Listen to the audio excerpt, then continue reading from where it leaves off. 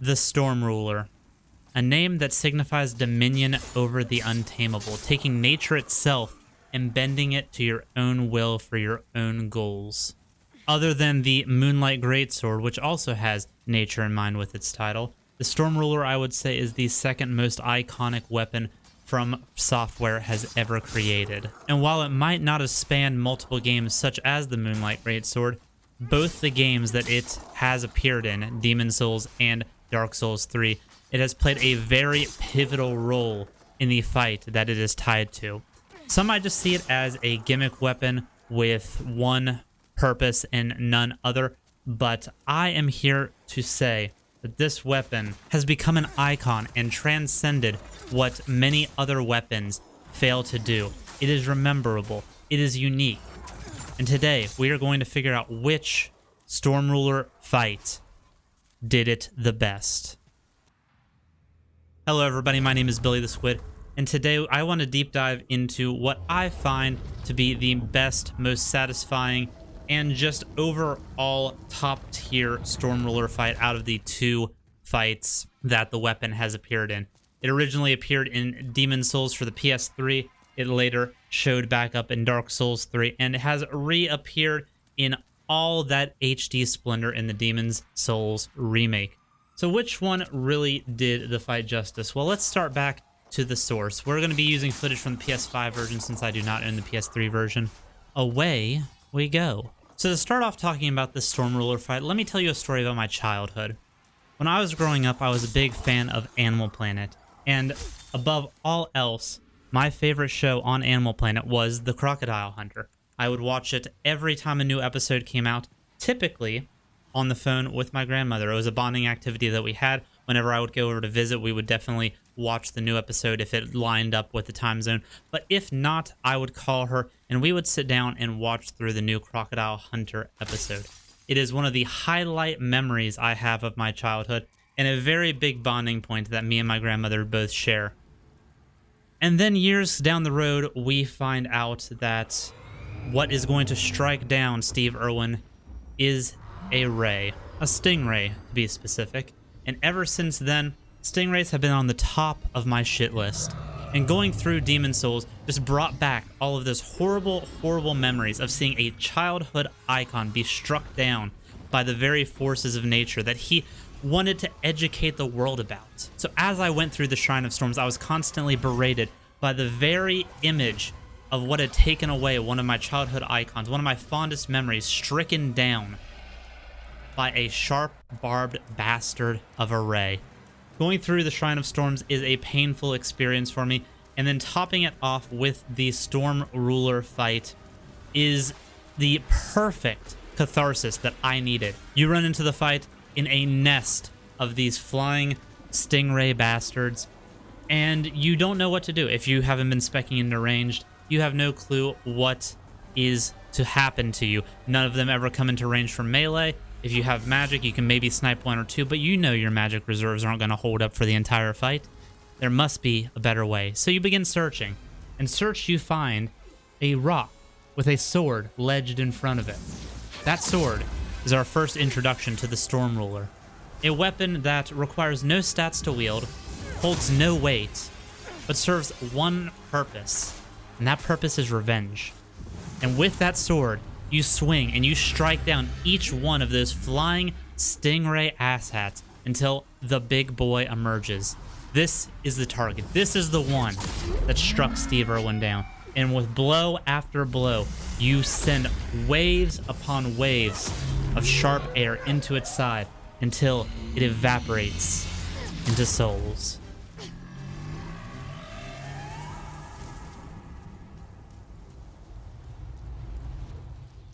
And that brings us to Dark Souls 3, the most recent version of the Storm Ruler. I'm dared not say the last because Elden Ring has the potential to bring in a Storm Ruler variant. I definitely could see it happening, but as of right now, Dark Souls 3. And to really get into the Dark Souls 3 version of the Storm Ruler, let me tell you a story about my childhood. Growing up, I was a very small lad. I was diagnosed at age 7 with growth hormone deficiency. And at that age, my bone density and roughly my size was that of a 4-year-old. Naturally, kids are very cruel, and I was bullied quite mercilessly for this height difference until the medication eventually evened me out with the lower tier of boys my age. Even today, I only stand at 5'6", which is on the lower end for males, and even today, I still get reminded constantly about that height difference and how it somehow has grown in society as a status figure. The tall are powerful, the tall are stronger. So walking into this fight, walking through the mountain of bodies and gold, and walking in and seeing a giant asshole sitting on a throne really did send a shiver down my spine and brought back memories of the bullying that I had received. Much like the Demon Souls fight, you walk up, you begin your fight, to no avail. This time, he is within range, but the blows seem to me nothing. They seem to have no effect, and you realize that this fight is going to take hours. Even if you play it perfect, it is very slim chances of you being victorious. But out of the corner of your eye, as you are dodging blow after blow and retaliating with your own, do you see an item? Huh, bizarre.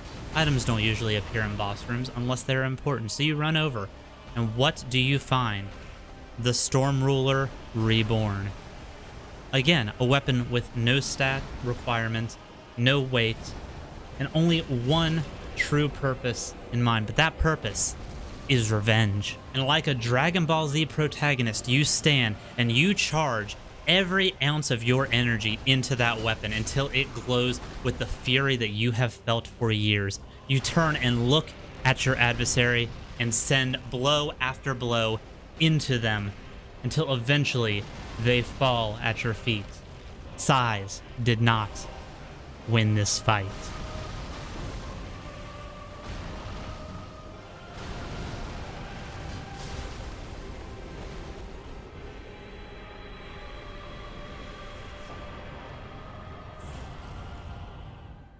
Anecdotes aside, both of these fights have very similar and very differing approaches to how the Storm Ruler is chosen to be used in each medium.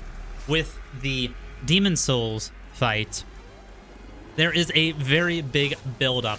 The entire time you're in the Shrine of Storms level, you are being attacked, harassed, and brought down to your knees by the stingrays that fly around the area, shooting barbs at you constantly.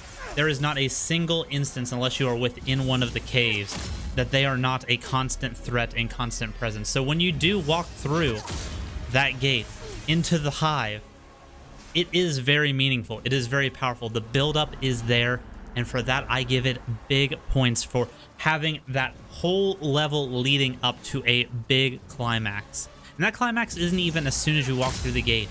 You walk through, you find the sword, you start smiting these stingrays down, and then you hear the groan, you hear the roar, and you see what has been creating all of these rays.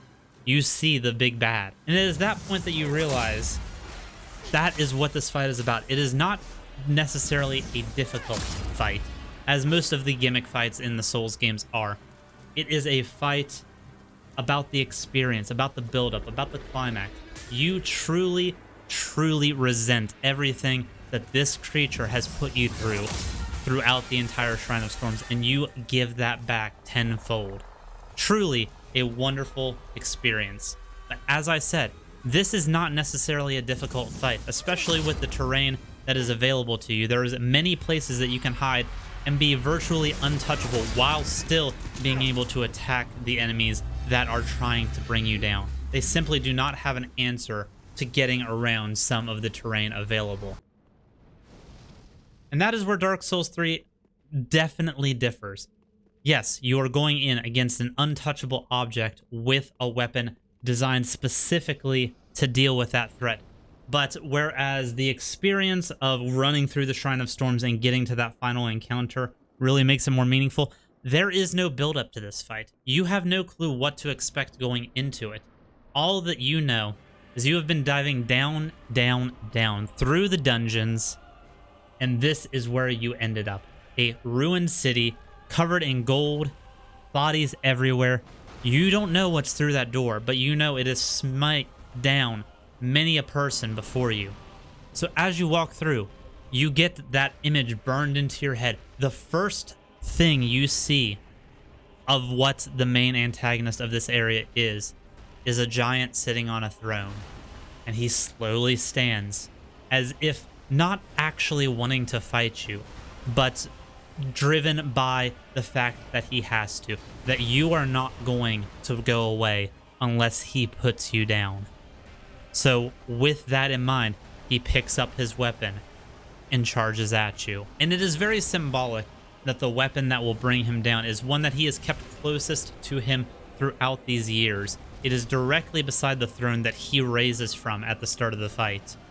And the big thing that I will give this fight, and I do not have footage of it, but if you go through and complete Sigvard's side quests, you will be given the glory of fighting this giant with Sigvard himself. There have been 2 storm rulers, in fact, and Sigvard's purpose for coming back is making sure that his friend does not stray. The weapon was given to him by Yhorm, so that if he were to stray, Sigvard would do the right thing and bring him home. That brings a whole nother layer that most players will not even know exists, simply due to the fact that it is locked behind side quests. At base level, you go into a gimmick fight. At the deepest depths of the lore, you go in to a friend bringing back his friend from the depths of darkness. You go in to somebody whose entire purpose is being met in that moment. In a way, it is Sigvard being the central focus and not the playable character. You are just an add-on to what the mission is, and that is truly, truly powerful. As far as fun factor goes, I find the Demon Souls fight significantly more fun, even if it is less difficult. You do not need difficulty in these games to have fun. That is something that the gatekeepers of the community will say. If it is not the hardest fight, it is not the most fun fight. It is boring. I disagree. This fight, every single time that I have came into its fight, has always given me a great sense of joy. That might be because I'm avenging Steve Irwin in my own brain, but I truly think that the mechanics behind it are a lot of fun. There's no charge up element like you have with the Dark Souls 3 variant of the fight. It is just simply go in, split the sky, and see what you hit. Truly a fun and wonderful experience. Whereas the Dark Souls 3 variant, unless you have Sigurd with you, is a very difficult fight. It is not the most difficult fight, because no gimmick fight truly is going to have the level of difficulty that a fully fleshed out, any build can go fight will. This fight was designed with one purpose in mind, one way of cleaning the fight in mind. And that speaks volumes, that a fight that is like this, where many gimmick fights have failed, this one still stands up and has a level of difficulty to it, even if it is through a mechanic itself with the weapon. This weapon requires you to charge it. You have to put yourself vulnerable. You have to hold that weapon and build up the power. Like I said, a Dragon Ball Z protagonist in a Souls-like body. And once you do that, then you can retaliate. But the difficulty is there, especially once Yhorm ignites. There is a almost ferocity. The fire truly seems to be coursing through him. And that can lead to some untimely deaths, especially with how hard he does hit. He is one of the harder hitting bosses for this point of the game. There's not a lot of room for error, and I feel like this mechanic stacks on top of that to make an experience that is memorable for differing reasons from the Demon Souls version. So which one does it better? In my book, it is the Demon Souls variant. That build up into the fight truly makes it a wonderful experience. The good things about the Dark Souls 3 Storm Ruler fight are all locked behind side quests, and may I also say a side quest that is the most easy to mess up or miss in the entire game. I don't think there's another side quest that goes through as many steps as his quest does to get to this end result. If you do get to this end result, though, it is very, very fulfilling. But the weight of the fight goes away unless you can get that, and it just becomes a difficult, albeit very cool, gimmick fight. So that is my view of the Storm Ruler encounters in the From Software universe. I'm hoping to see another Storm Ruler in Elden Ring. We will see. But if you enjoyed the video, don't forget to like and subscribe to the channel for more Souls-like content such as this. Also, maybe check out my Twitch channel. I do stream nightly 10:30 Eastern Time. Souls-likes and Final Fantasy abound there. So much love, Tentacrew, and I'll see you in the next video.